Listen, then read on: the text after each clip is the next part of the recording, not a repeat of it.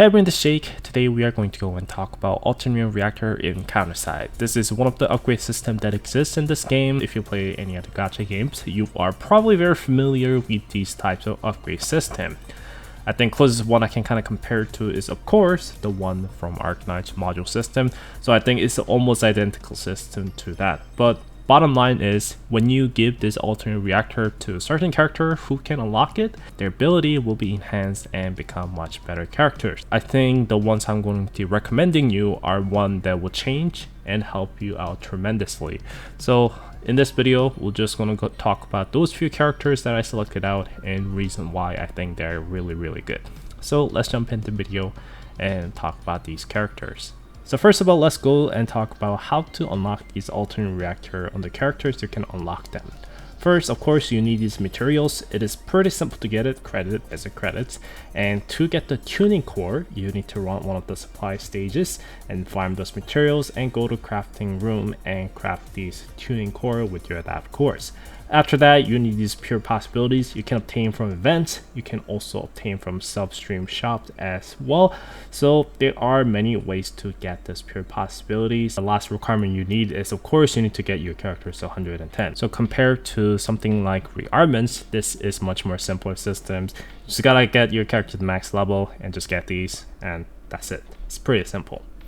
So first character on the list is Awaken Heal. You can unlock her after playing through your main story. If you play through chapter 5, you should be able to unlock her for free. So every single player should be able to have Awaken Heal, and this is very good Awaken Defender for both PvE and PvP. You will see this character a lot in low rank PvP as well, because everyone has it basically. And it is a very tanky character and could be offensive if you build it in the right way. But either way, this alternate reactor, she's one of the first characters to get it, and it's definitely really amazing. It enhances her passive skill where it gives a barrier to your allies. But now after she gets deployed, any units that deploy after will be also able to get those enhanced barriers as well. For a free character, I don't think there's reason not to give this alternate reactor, so I highly recommend to go after this reactors, and you should be able to help you through many different PvE areas as well as sometime in PvP. So yeah, I highly recommend this one. Second character we have is of course Awaken Heal, and he's the one who got reactor recently as well. And I gotta say, his reactor is pretty insane. The main thing his reactor does is that he's able to stack up his attack by 12% each time he triggers his counter ability. He can trigger counter either with the passive or the special skills, and it will stack up to 10 times. So that's 120% attack boost. And when you set up to 10 stack, both in PvE as well as in PvP, and especially in PvE, it is pretty easy to stack 10 times because he will start with the 3 stacks in PvE content. Kinda glad that this only starts with the 3 stacks in PvE, because I cannot imagine him starting with the 3 stacks in PvP. That will be a nightmare. But anyways, a very good character turned into amazing character after reactor. And if you got to Awaken Heal from the random selector tickets, I highly recommend him because he's very cool character, really fancy, and at the same time now amazing DPS units at the same time. So highly recommend this one. The third character we have is Ecclesia, and we talked about this character throughout many different videos by now, and her reactor is insane as well. Her special skill damage will be increased by 50% and inflict true damage, and the main thing is that she will be immune to damage while casting a special skill. This allows her to use setup like a maze cooldown set, where she is able to do a very decent damage and keep able to spam special skill much as possible while being a good tanker at the same time due to damage immunity. So I gotta say, this brilliant reactor and fits her really well and makes her really good.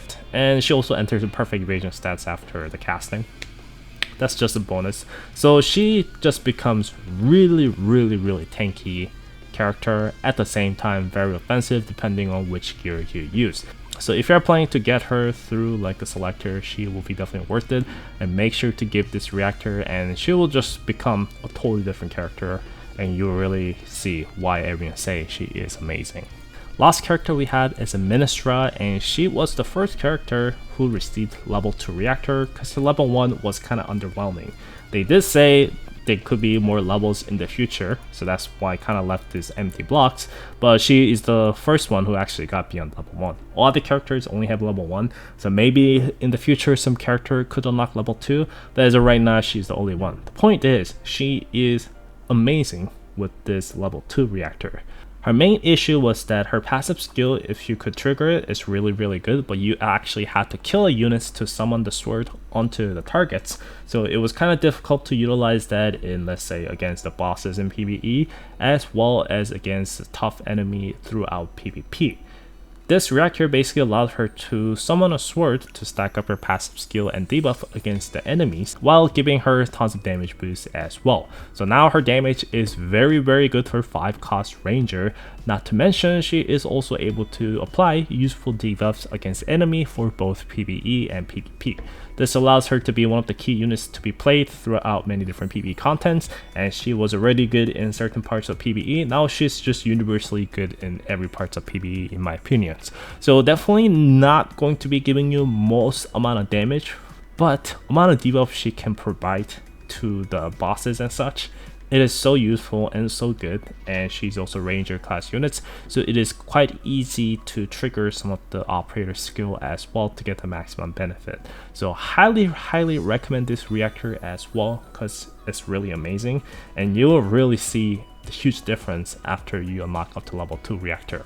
Just because I didn't mention other reactors in this video does not mean they're anywhere near bad. They are also amazing. Character like Naibin, for example, I will say he is one of the best character right now in PvP after the reactor. But when it comes to PvE side, he's not so much. So I try to choose the character that you can either get it for free, like Awaken Heal, or other character that can benefit from both PvE and PvP.